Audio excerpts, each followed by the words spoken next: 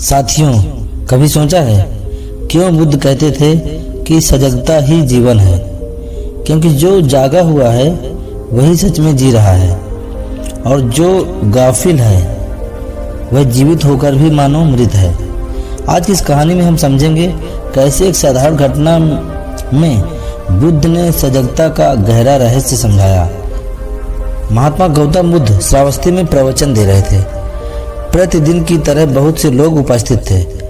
कोई ज्ञान प्राप्त करने आया था, कोई मन की शांति खोजने, और बुद्ध के शिष्य सभी व्यवस्था में तत्पर थे। उस दिन रात का समय था। चारों ओर मौन और शांति पसरी हुई थी। दीपों की मंद रोशनी में बुद्ध का मुखमंडल और भी तेजस्वी लग रहा था। बुद्ध प्रवचन दे रहे थे और सब ध्यान पूर्वक सुन रहे थे, सिवाय एक व्यक्ति के।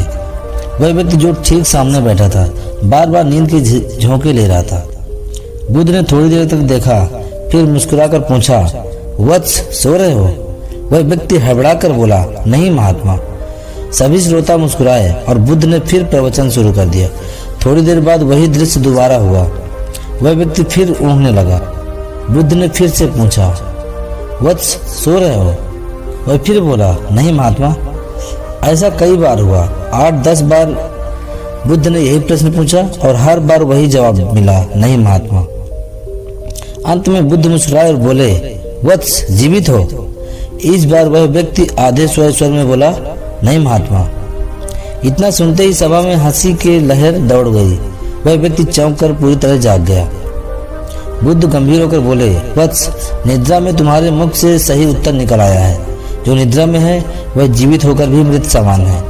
गुरु से ज्ञान ग्रहण करते समय मन की पूर्ण सजगता आवश्यक है, क्योंकि जब मन सो जाता है तो ज्ञान अधूरा रह जाता है, और अधकचरा ज्ञान हमेशा खतरनाक होता है। यह कहते हुए बुद्ध मौन हो गए। सभा में सन्नाटा छा गया। सभी के मन में एक ही विचार गूंज रहा था, जीवन में सजग रहना ही सच्चा ज्ञान है।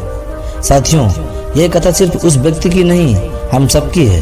कई बार हम भी जीवन की दौड़ में अनजाने में सो जाते हैं, बिना जागरूकता के जीते हैं, बिना समझ के निर्णय लेते हैं। पर याद रखिए, बुद्ध कहते थे, जो जाग गया वही बुद्ध बन गया।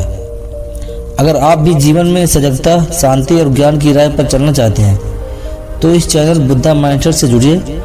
हर कहानी, हर प्रवचन आपके मन को प्रकाशित करेगा। सब्सक्राइब करें और बुद्ध के विचारों से अपने जीवन को रोशन बनाइए। धन्यवाद।